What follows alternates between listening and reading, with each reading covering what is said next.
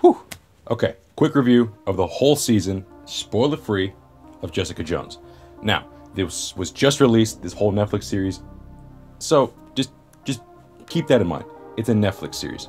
And what have you seen before that was great and Marvel and Netflix? Daredevil. Of course, everyone's gonna be comparing it to Daredevil, but before we do that, let's talk about the show itself, just by itself. Okay, just a quick synopsis. The show is about a fallen superhero who's fallen from grace, and she's trying to, live amongst mortals. And one of the best ways to do that is to be a private investigator. But something different than like shows like Powers, which have like the same kind of premise. She keeps her powers, so she still has super strength, and she has the ability to not fly, but how she says she jumps up high and she has guided falling. But regardless of that, the show is paced very well. Editing is on par. Certain scenes when it's like a dream-like sequence, like surreal like events happen to her, those are very, very well done, and like it really puts you in her mindset, and like really you can see what she's going through, and it's really, really messed up. The performances are all great. Krysten Ritter is amazing as Jessica Jones. Luke Cage is perfectly cast. Everyone is on par, and not a single performance made me believe, or made me not think that I wasn't watching, the actual character themselves. Nobody broke character. It was all great. Now, one of the biggest characters is, of course, the antagonist, David Tennant. And all I can say is, he's haunting. My God. Like, David Tennant is already a great actor. Like, just no bias between, like, Doctor Who and all that shit, whatever. But he is an amazing actor, and he is just haunting. The tone is there. It's really, really, really dark. Now, while Daredevil is really, really gritty, this one's more of like a dark noir. And it's much darker than Daredevil. Also, this show is NSFW. It is not safe for work. This show should not be seen by anyone. Well, again, I don't give a shit about ratings, but this thing is rated R. So if you give a shit about that, do not, I repeat, do not watch it with your kids. This is a really, really, really grungy and very, very dark show. There's no censors, nothing to hold. They don't hold back. They show you everything that they possibly can that would be relevant to the story. Not, like hokey crap, like, oh, we're just throwing in gore. Like, no. They show you what they want to show you, and they're not being held back, which makes it great. That's what made Daredevil so great.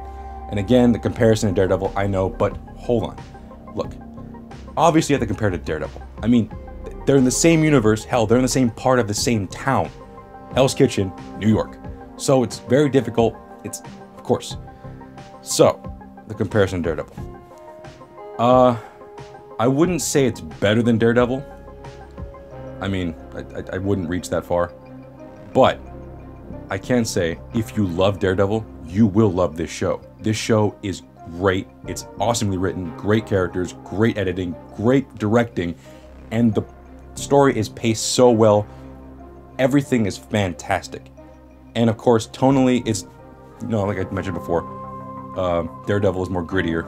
This one's more of like a detective noir, a very dark, it goes in the same, like shows you the same shit, like the dark seedy town, but it takes in a new light, and it benefits from that. So, that's it. Essentially, the final words of my review, you need to watch this show. If you love Daredevil, you will love this fucking show. No doubt about it. Well, that's the video. And again, this show is a must-watch for all Marvel fans. So, I mean, it's all released. These shows were made to be binge-watched. And that's kind of what I did. So, just watch the show. Do it day by day, whatever. Just, you will enjoy this show. But, having said that, another show is also released just today.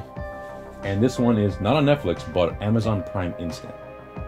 And that certain show is called Man in the High Castle. This one's a little, like, less under people's radar, because, Jessica Jones is obviously Marvel, and Marvel's, like, the fucking king of the universe right now.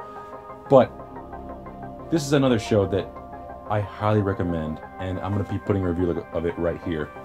But, let's just say this whole weekend, if you want to binge watch 1 or 2 shows, you're covered. Well, thanks for watching. Like, comment, and subscribe. And I'll see you guys later.